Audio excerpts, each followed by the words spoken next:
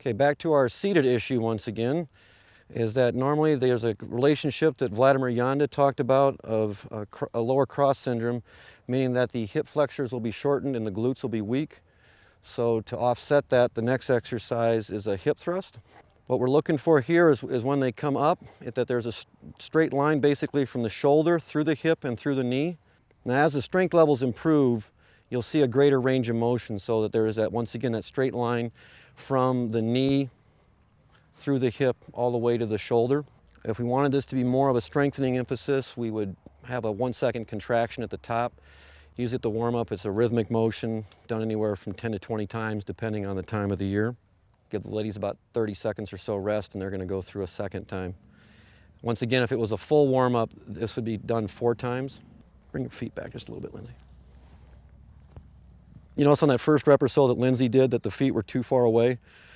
If they are, you're going to have difficulty really getting that straight line through the knee, through the hip, and through the shoulder.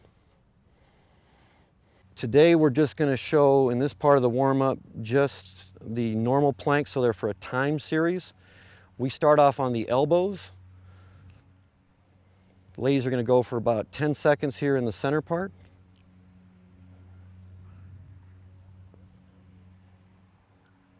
They're going to rotate to whichever side they want to. Go ahead. You notice how they started with the center position, that the feet were wider than shoulder width apart, so they're able to rotate right from the center position to the side. Now they're going to go back to the center.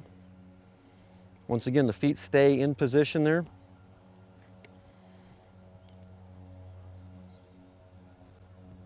They're going to rotate to the other side. Come back a little bit, Lindsay, here. We want this arm almost straight up. And they're going to end up back in the center position. Now you'll notice between the two ladies here, there's a slight difference in the neutral posture, and that's normal.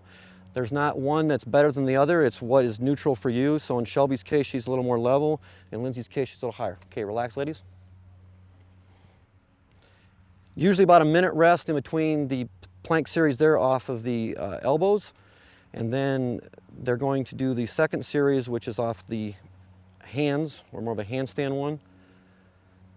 Depending on the level of athlete, you may just only be able to do the elbows initially, because the hand is a longer lever. It's going to be more challenging for the ladies.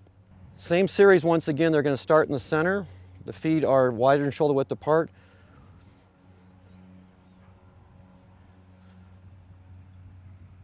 They're going to rotate to whichever side they want to.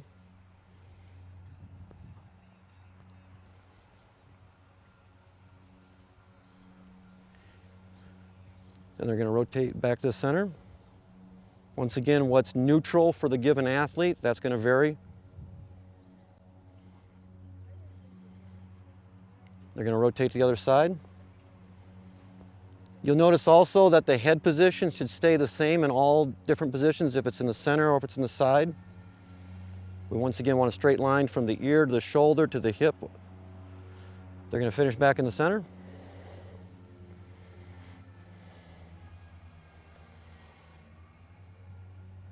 And relax, ladies.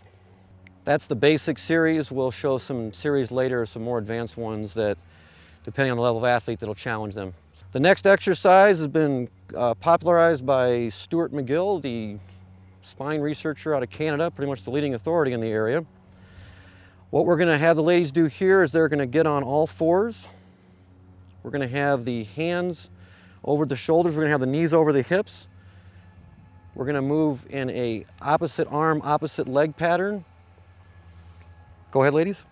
We're looking for the same shape, the same speed as far as the hand and foot that is opposite. You'll notice with Shelby, obviously the motion's more dynamic.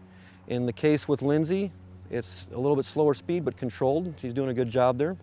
Shelby also, as she's an elite athlete, you'll see a little bit of a rhythm there between the hip and the shoulder, and that's fine. She's able to match those two up well. Once again, they're going to take about 30 to 60 seconds rest, depending on the time of the year and their conditioning level, and they're going to repeat a second time. Similar to the hip thrust, if this wanted to be more of a strength emphasis than a dynamic emphasis, is we would just slow it down and have them hold the position at the top for about a 1-second contraction.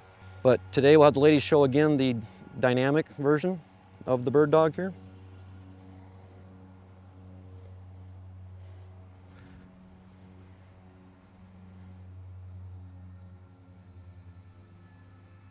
Once again, you'll notice the head position, that stays in a neutral position also. We don't want the head to droop, we don't want the head to be too high. We're looking for that cross pattern of the opposite shoulder to the opposite hip. Once again, same shape, same speed from the hand to the foot.